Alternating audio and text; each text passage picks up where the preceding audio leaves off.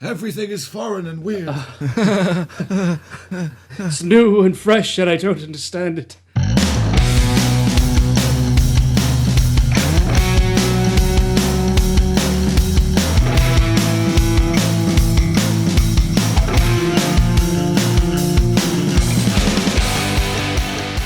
Somehow, someone has come into my room and taken over my seat and my situation. Also, it's daytime. What a twist! I don't like it. I mean, I have my own dedicated camera, but the temptation should just be like... Well, welcome back to Gene Therapy. Wait, are we doing a clap? We need to do a clap. Gotta do a clap. Yeah. 3, 2, 1. That was miles better. This is sir, like we always clap out of time, right? And I think it's because of like latency, but Jenny literally can't tell the difference in between beats. Right, let's do it again. Just She goes 3, 2, 1, go. 3, 2, 1. Oh, that was all right. That was all right. Yeah. Welcome back to what appears to be a new edition of Gene Therapy, which is where Jenny infiltrates... Season 2, Gene Therapy. what? Where Jenny infiltrates Eddi's space. Gene Pool 2, The Reckoning. But welcome back to Gene Therapy Podcast, where members of the band Navier Gene, that's Eddi. Hello. Coog. There he is. And Dowd. Hello. And as a band, these guys... And you. Hello. Oh, and me. Hi, I'm Jenny. As you can tell, nothing's gone right, so the whole formula is... And we talk about music and stuff and things kind of related to music, sort of whatever we want to talk about. But as a band, we do it, and that's the show. Welcome. If you do actually have a topic that you want to talk about, or you have a story to tell us, or you have a question that you want to ask us, then you can use our very official email address, which is genetherapypod@gmail.com. And you can join us on social media by following us at Navier Gene. There you go. So, what a week it's been, my guy. Fucking too right, my dude. It's been crazy. Madness. Something special happened, which was, like last episode, you got a little sneak peek of the track Worms, which was actually released a few days after that sneak peek, and now it is out. It's on the net. It's in the world. It belongs to the people. It does belong to the people, and people have absolutely earned the track and have just taken it and ran with it and absolutely adore it. And the feedback, it's good. The feedback is good. It's a keeper. I don't like it because she looks at me now because she wants me to say something, whereas before I go on my own time. You know what I mean? You go and rogue. It's just like you say something now. It's your turn. It's fucking mint. I'm real stoked about it because it's buzzing, and everyone who said stuff about it was like buzzing as well. And yeah, it's mint. I take back everything I said about being bored of it because as soon as it's released, you get a new lease of life. In real terms, we're what? About an hour and a half away from when it was... an hour and a half and 7 days from when it was actually released, is it not? Literally last Friday, 7 o'clock. My brain. so it was well, no, at time of recording it was a week ago. At time of release it was a week and a half ago. Oh yeah, of course. Yeah. But you actually did a live stream as an actual proper sneak, not even a sneak preview, just like an exclusive live recording. I don't know, what would you call it? I would say it was more of a presentation. Yeah. A presentation, yeah. An offering. Yeah, it was. Yeah. Hype. It was hype. And it was great. I had a hell of a lot of fun with that. I hope everybody can tell from us doing that I definitely, if the band falls apart and, you know, me and Eddi decide to try and kill each other almost, at least in 6 months' time, after all this, I could potentially be a Twitch streamer. I think so. I've got the vibes. You do. I've got the Definitely. energy. I mean, realistically, maybe you could take over the podcast, actually. Maybe you gave the hosting role to the wrong person. I think it was a little bit more QVC than it was like... So, being a little bit more presenty in that way. I liked it a lot. Yeah. Wasn't that what Stevie said, your partner, Jim? Yes, it did. I can't remember the exact words, but it definitely came across like I was shilling something. But lo and behold, we kind of were. We're trying to draw as many eyes as possible on the information, on just where the music was happening and where the sneak peek was happening. And again, thank you everybody who checked out the stream and who commented and asked us questions. And I mean, it was basically a live version of this, really. Yeah. But there were so many people listening. I mean, it was like a good amount of people listening that actually Dowd's job was to keep up with what people were saying, and he struggled really to keep up with it. I was being extremely ignorant to everybody, and I sincerely apologise. Boo! Bad Dowd. I don't think you were being ignorant. I just think that you were like, it was quite overwhelming in a good way. Like the amount of people that were sending in support and talking. And I mean, that for me, like it was sort of my idea to do as a live. I was like, we could do a podcast or we could release it like that. And I was like, wouldn't it be fun to do a live? Because then people can directly have a conversation. And yeah, so it was kind of like, let's do that. And the worry, even like moments before, where how actually many people really care enough to join a live. It really was that. Like, can't wait for the like 3 or 4 people just to like rolling out of nowhere and just be like, what's happening? What's all this about? But it didn't happen that way. No, it didn't. No. It was good. It was really good. So thank you everyone who joined. I guess I have like a few shout outs actually personally of thank yous, which is a local magazine called Soundsphere, who are, the local is in they publish locally, but they to us, but they're actually they obviously are available globally, called Soundsphere. Did a great little release on the track. I think it was on the day of release, so thank you for that. And that's Dom Smith at Soundsphere, legend. And then also local festival Humber Street Sesh did a shout out and actually put you guys on the top artist of the week, which is amazing. And then New Transcendence, that review. Nice. Boom. Who was it? Chris Connor. No, it's not Chris Connor. Chris Connor. It's not Chris Connor at all. It's Connor. Why did you say Chris Connor? So you said Chris Connor. He was like, I don't know why you said Chris anyway. Who was it? Chris? Yes, Chris Connor. Sounds like a fucking... is it DC or Marvel who have the same names? Same letters for the Marvel. names? Marvel, there you go. Yeah. Weirdly, I'm pretty sure Chris Connor is a person. Well, it must be. Yeah, probably. Sure. Wait, want the person that wrote that? Sorry. Regardless. Connor. Amazing. Super amazing write-up. Big loves, big kisses. Chris Connor. Chris Connor. Yeah, I guess to be fair though, like for me, what like actually was really impressive was the amount of fans that have really been enjoying the track and the amount of people that like. Well, there's one guy did a cover. Immediately. Yeah. That's our other boy though, isn't it? Boom. Big Boy McGuitarman. Is that his name? We've got Chris Connor and Big Boy McGuitarman. He's the face of our fans page so far. He is the face of our fans page, yeah. If you check out our Instagram on the highlights, he is the face of that highlight. I'm sorry, I can't remember his name. But to be fair, I don't know when my mum's birthday is, so that is how good my memory is. I'll put it on the screen now. Hi, this is Editing Jenny. You'll all be really, really happy today that Eddie wasn't far off because our friend is actually called the Big Riff Man. So well done, Eddie, for the wild guess. And that is Josh Curtin. Thanks, Josh. Check out his cover. It's mint. So then we dropped the track. We actually dropped the music video earlier than expected. I feel like that might have been seen as a ruse. Like, we definitely were going to release it later than we did. It wasn't just like, oh, do you want it early? Because you're definitely going to get it early. It wasn't like that. No. No. But that's how it felt to me as the guy doing it. Yeah, and to be fair, Eddi, so the plan was to release it sort of like a week later, and Eddi came to me and was like, Jenny, is it ready? Because it would be really good to actually release it early as a thank you.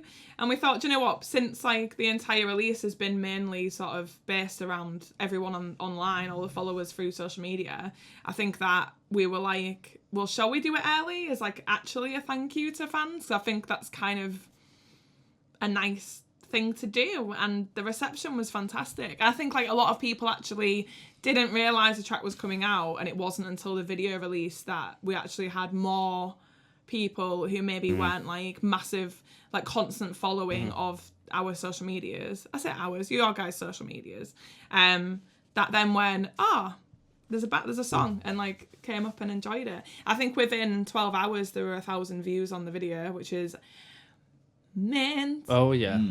I think that's really interesting as well. It just goes to show, I mean, without digging through each individual view or listen or anything, and looking at the demographics, just the difference between what people prefer to do. Do they prefer listening to it on Spotify? Do they prefer watching music videos through YouTube? Do they prefer keeping in touch with us through Instagram and stuff? We're trying our best to manage it all, and so if you leave us comments or questions or anything through whichever media you can do, then please do, and we'll do our best to answer your question and to respond with something witty or stupid. Then obviously the reception on the music video was like pretty explosive as a comparison.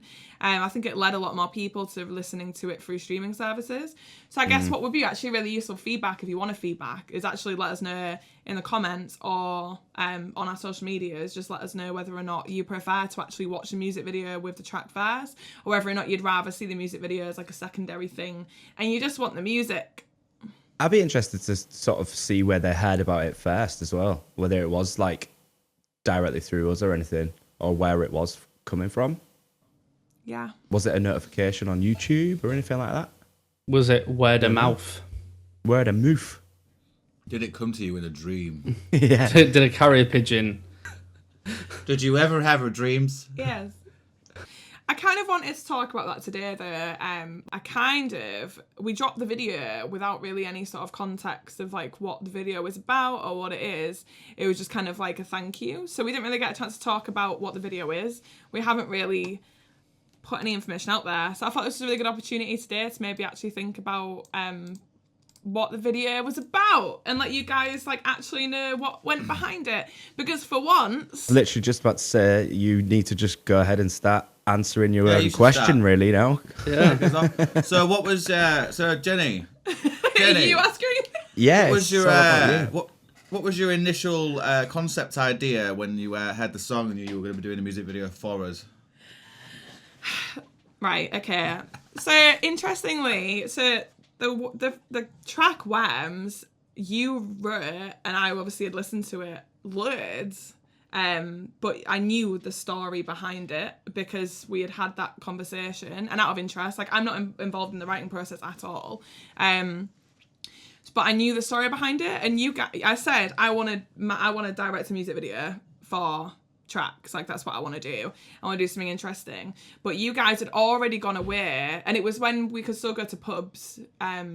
Last year, and you guys, I remember coming to the pub with you guys, and you would already sort of come up with loads of ideas around kind of like what the track was about. So I guess the first thing to say is like, what was the track about, and then like how I can say how I translated that.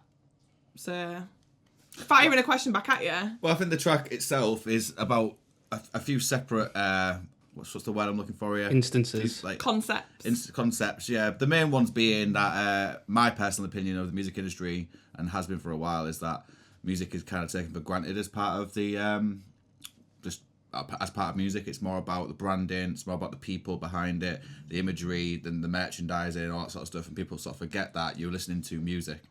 So that was my personal frustration.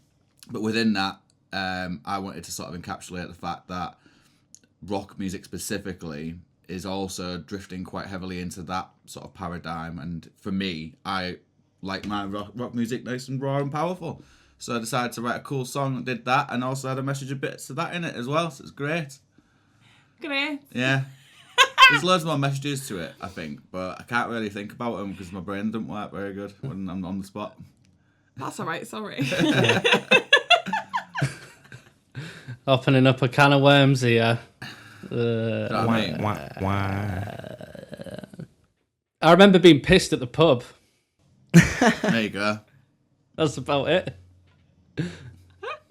No, I think overall, like on conversations that we've had, it's not necessarily a jibe or a punch or anything like that necessarily at the current music industry. It's just an opportunity for people to try and maybe reflect on how they consume music nowadays. And it's not even saying that the way people consume music is necessarily a bad thing.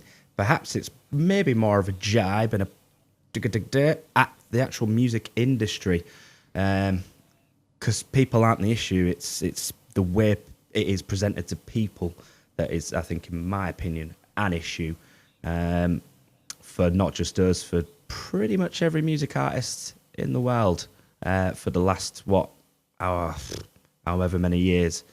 You know, with the rise of internet usage and stuff like that, and not being paid properly, and loads of different things that you could go into, but it was definitely a tune to go, guys, you know, come hang out with us and do some real cool stuff, because you don't have to listen to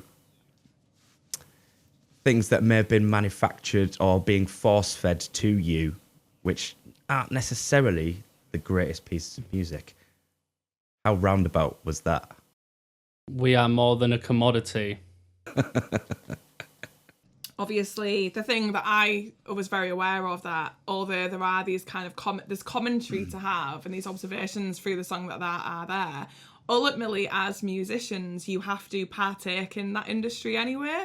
So no matter how many times that you have that conversation, there is kind of, and have that commentary, you have to interact with that culture anyway. It's an attack on everything as well. Just before we go any further, it's like an attack on, it's a statement at bands, a statement at the industry, and a statement at fans as well. Hence, I mean, the lyrics are pretty self-explanatory. It's quite on the nose, and even down to the fact that the song's called Worms, and the last part of the lyrics of the chorus are called "Another kid with his keyboard and his worms, his maggots, his followers." Basically, it's like set up as an insult to everybody, but it's more of just trying to sort of wake people up, or maybe just make people think about just liking something for liking it is not maybe the way forward. Does that make sense? They would say, like, it wasn't necessarily calling people who are fans worms, it's the way that some artists view their fans. So it's a case of how much statistic, what's the big statistic? It's like talking about success. Is it like how many views on a video,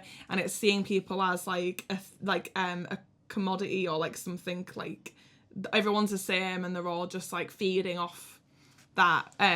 That's how artists might view their fans, rather than actually what they should, which is that every fan is valuable and everything. Well, artists are nothing without their fans. Exactly. So you guys came to that with like the original concept of the song, and you guys had conversations about how you kind of see the video being. Now, the video was discussed before COVID happened, and actually the original concept for the video, and I hope that you don't like this concept more than the video ended up turning out, because that would be incredibly disappointing. But the original the original concept, at risk of telling you, is that the idea was it to be a very claustrophobic video where a band, or you guys as a band, is playing in a room fighting over that space. But there wasn't just you guys in the room, there were fans and people with cameras and all that. Like, you see in the music video, there is that small space. If it wasn't COVID, that space would also have been filled with people, and to give the feeling of the claustrophobia that you might feel as an artist, or as a fan even, of everyone's fighting for that space and that attention constantly in that room. So that's kind of like what the concept was. Do you think? Yeah. That's exactly what it was. There was some other cool things, but I don't want to say them because I don't want people to want to see that video more. Yeah. I was literally stopping myself from saying, and this was an idea as well. And I was like, no, don't do it. So we decided, right, how are we going to make this video without hiring a videographer, without hiring makeup, without hiring anything else that you would need to create a video normally? with the four of us, how can we make this happen? So then we went back to the drawing board. And for me, that I'm the most proud of, we actually hired equipment for this video. We got into the physical room and we had a 4K camera, like a great big 4K camera. We got all of this stuff together. Luckily, when I say hired, I actually have a friend who let us borrow it for free. So it wasn't like we'd spent a lot of money, but we decided how little amount of money can we spend on this video to make it the high quality, because part of it, and I feel like part of the concept that you won't see, is we wanted to show that you can create some really cool content for your band spending like 10 quid on lunch, and that's basically it. So we toddled along to your guys' practice room. Some people might doubt you'll recognise it, but it's actually shot in the gene pool room. With basically all the equipment that we had in our houses. So our mobile phones, Coog, you're a massive nerd, so you have loads of lights. Wow.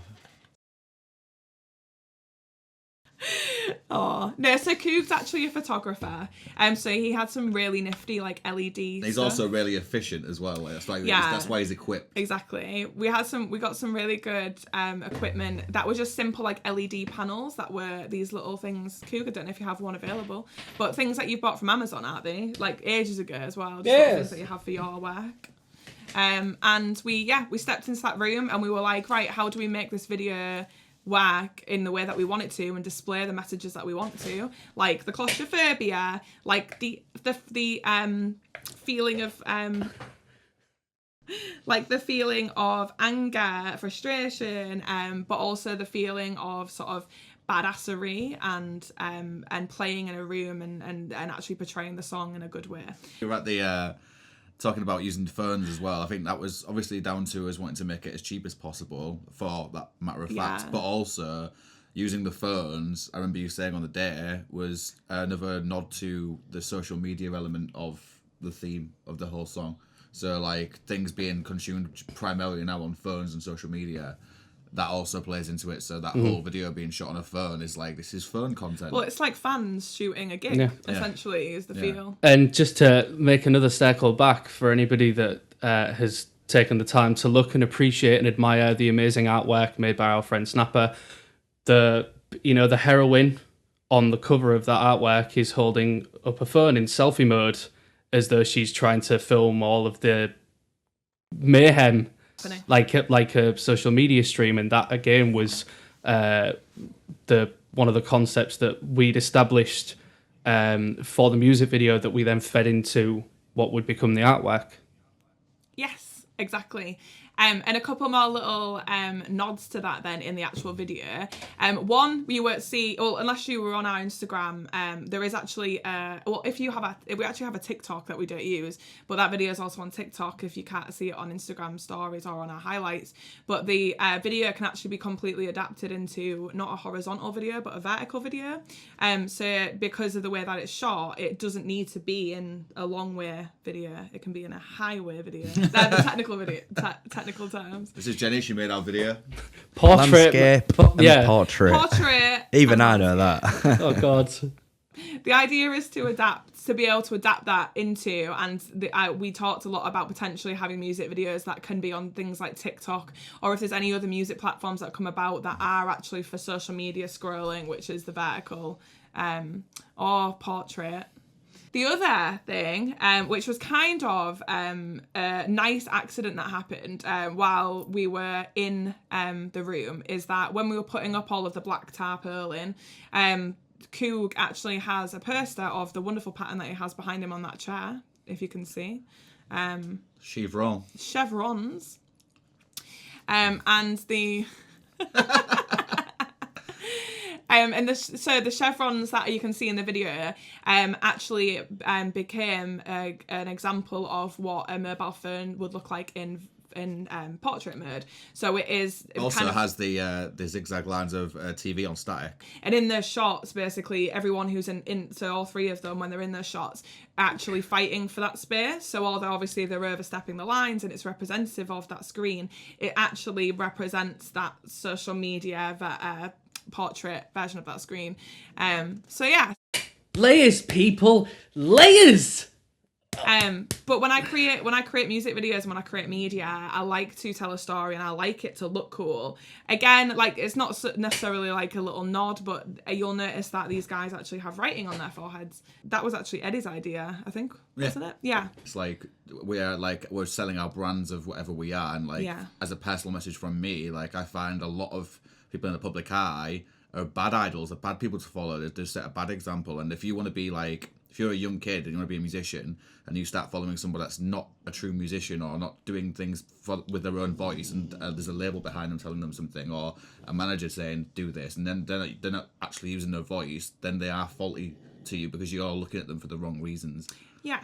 I mean, as a band, we decided that there needs to be a way that we can sort of ditch those labels and see people for the music and art and talent that they have, but also see our idols as, fallible people and human beings that are just fighting for a space, trying to make a career for themselves. Yeah.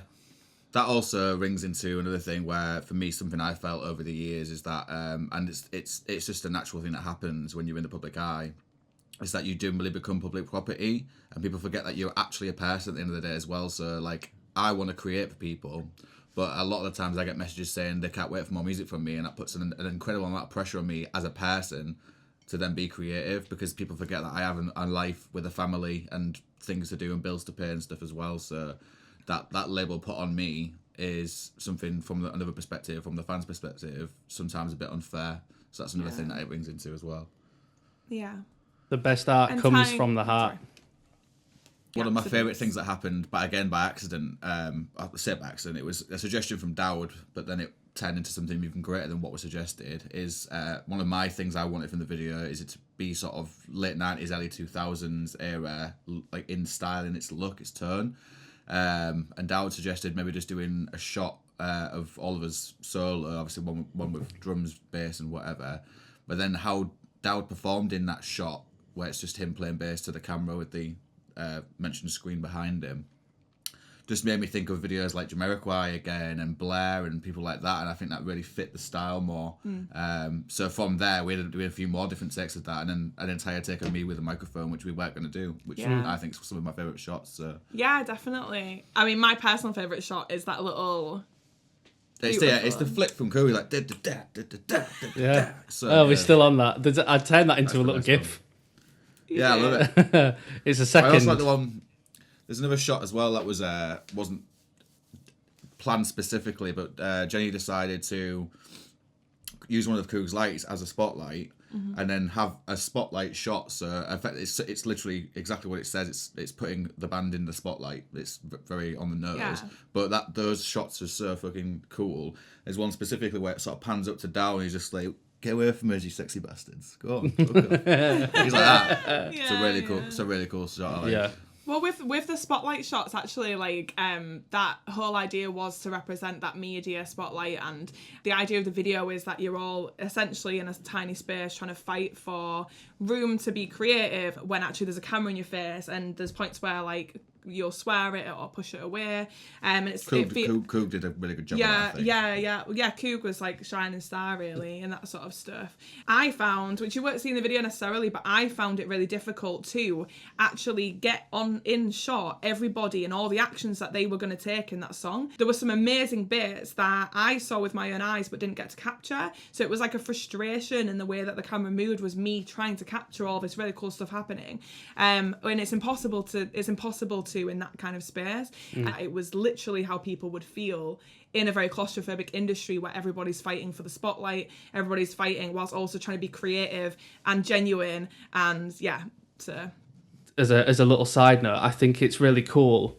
Jenni, you are like completely self-admittedly not a musician, no clue how any of this goes, but this collaborative process was very much, especially on the day, was like writing and rehearsing a song together for the first time. It was, we've got this idea, I've got some lyrics, or I've got a riff, or I think I've got this little thing, it's pretty cool. And then you run through it and you try it. It was pretty cool. I noticed that there was a thing that we could do there. All right, so let's take another look at that then. And then you kind of go through and you refine it and you try things from different angles and what were you doing on the drum? I did this little thing. Mate, that's real cool. Do it again on this part. And the next thing you know, you're orchestrating this whole thing, except it wasn't just an audio thing, it was a visual thing. And so to some of those people that have asked us questions before about, well, how do you write? How do you rehearse? How do you be creative? How do you do these things? This is a prime example of taking maybe a skill that we have taken for granted, perhaps because we've done it for so long and find it difficult to explain. But this is the same process. We introduced a new person, Jenni, in a completely different aspect, the visual media, and we went through the same process of how a song or a creative product would be created in a band room with people, nurturing ideas, exchanging, collaborating, developing, and then we ended up with that really cool music video. It was Absolutely. Bloody ace experience. Two of my favourite things that happened was Dowd got told to be a bit more rough and be a bit more like clumsy with me. Oh, we all got told to be more clumsy together, actually. Yeah, I was like, everyone fucking use the space. So the first time that kicked into overdrive, Dowd sort of barged into me and then just fully pulled my guitar strap off, and I was like, sick. Well, he essentially like started to beat you up. Yeah, this is a problem. If I get told, use the space in a place that was no space to use. There was zero. So all that's going to happen is his guitar's going to get knocked. It's simple as that. And then there's a whole take of the rest of that specific shot where it just looks like I'm humping my guitar trying to hold it up. Where you wanted just before the solo as well for that take. Yeah, literally just before the solo. And you're there trying to make love to the guitar. Like, it's freaking. Is it so wrong for a man to love his guitar? But then the other bit as well was we were recording that little shot at the beginning where Coog's hitting the tom to, well, show you that he's playing a tom. But I said, do you want me to put the track on for you, mate? It was like, no, I don't need it. I was like, you sure? Like, it's put it on, you know, keeping time. I was like, I know what time it's in, mate. And I was like, all right. That last shot there, that was one of the very, very last shots, though, wasn't it? You've been playing it all day. It's like, I'm pretty sure I've got the feel of the time. Funny because it's like, I don't need to keep in time. I know exactly what I'm doing. Yeah. After shooting for however many hours, and that's another thing as well. You see the music video, you go, oh, cool, smashed it out in an hour, maybe. No, long, real long. That's what you get with creative collaborative processes there, because everybody has a voice, and like you have time to like experiment, and I guess that's what we were doing for the full day with the track playing pretty much constantly. My favourite thing, so speaking of drums there, that in the day was when Eddi came up with the idea. So Coog has drum skins. He has a red drum. I don't know which drums are on there, Coog. Which one? Blue Rat Tom, Red Floor Tom. And Eddi, because basically the original concept for the video was to be basically monochrome except for that red mic hanging down. And then we realised when we got to the room that Coog had drum skins that were coloured. So we were like, oh, amazing, we'll use them. So I was literally like basically like crawled under his drum kit and basically like was just stuck under his drum kit while he like absolutely ragged the shit out of it. And tried to get a good shot. But it took so many different experiments because originally we taped the fern to the drum kit and then we taped like the lights to the drum kit and then we were like, no, wait, that doesn't work because it took ages. It was Coog's idea to use his lights on his toms to illuminate himself, but with effectively gels because that's what his skins are. Yeah, so we put lights under the drum kit. But that was a cool idea as well. Yeah, but then I went under with my fern and I was, for that shot of, I think it's the beginning shot, isn't it? Yeah, it was the beginning. I had you were like that with your phone, like no, literally, I was like but yeah, and I was like this drum was like literally like this close to my head, and I was just under your drum. But that's the first shot. Is it the dunk dunk dunk dunk dunk that you see? Yeah, that's me laid under the drum kit. The microphone thing, by the way, is a direct nod to two separate things, and obviously the first one is Paramore and her mic, but the mic hanging is basically a little nod to Zico Chain, if anyone remembers that band, and the song "Where Would You Rather Be." Good song, but that's a little nod. I would love for someone to just actually sit and try and work out and analyse all of it, and like a book report. There you go. And Jenny will grade you. I will. Dowd will read it out loud in front of his little fire in the background. Oh, yes. Oh, well. With a glass of port. Like, story time with Dowd. The only heat I've got in the house at the moment, so fun. And it's not even real. It's not even real. It's just a picture. It's a TV. It is. I'm proud of you all. I think that, and I'm proud of the fans. I'm proud of people who have now discovered Navier Gene. Stick around, punks. Keep playing the songs. Regular. Yeah. Yeah, mate. Yeah. You tell two friends, then they tell two friends, and so on, and so on. And then you could do an edit where it does the thing like actually in the film. Editing Jenny. It took me ages, but I did it. I'm just happy you've all listened to it and the people that have listened to it like it. So thanks for that. Yeah. That's mint. Tick tock, tick tock, tick. What you waiting for? Gwen Stefani, innit? I used to love that song. I was thinking more Madonna and Justin. I missed that trend. It's not even. I don't even. It still happens now. But I missed that trend where guest artists would work with each other, and then in the song they'd say each other's name. Yeah, It's like Justin. It's like Madonna. It's like, come on. Jason Derulo, he does it. Jason Derulo. Jason Derulo. Who's that other fella? With the best music. Who's that other fella? DJ This is Khaled. the problem. DJ Khaled. DJ Khaled. This is the problem. It's Yeah. all they're all producers that do it. Timberlake, did he do it? We just said Timberlake. Timberland. No, Justin Timberland. Timberland. Timberland. Justin Timberland. Justin Timberland. Two completely different people. Justin Timberland. Timberland comes in the long way, and then Timberlake comes in the tall way. Yeah. London Lake. There you go. There you go. There you go. Yeah. Right, I'm bored. Can we go? Okay, bye. Time for tea. I'm I'm starving. kidding. That was the worst sign off ever. This whole recording in the daytime has thrown me off my juju.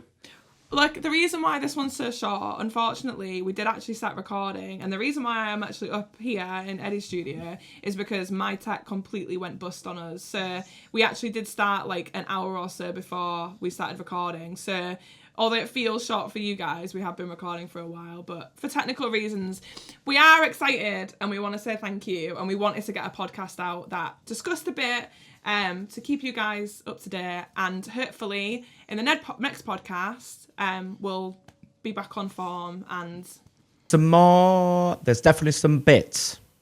there's definitely some bits happening Few bits. at the time that you're listening. Whether or not we've talked about them yet, I'm not sure, but there's a couple of bits for you to enjoy hopefully very soon, so stay tuned for that. Oh, A couple of bags of bits. I'm excited. Bye. You better be. So let's all just say a huge thank you before we sign off today. Thank you very much. Thank you very much. Huge thank you. Yeah. And remember to email us or hit us up, Navier Gene on social media, or if you want to get in touch about anything, including that book report, it's genetherapypod@gmail.com. So yeah, thanks everyone. Hope you have a great rest of your day. Bye. Bye. Good evening. Oh, hi, doggy. Oh, hi, Mark. Oh, hi, Mark.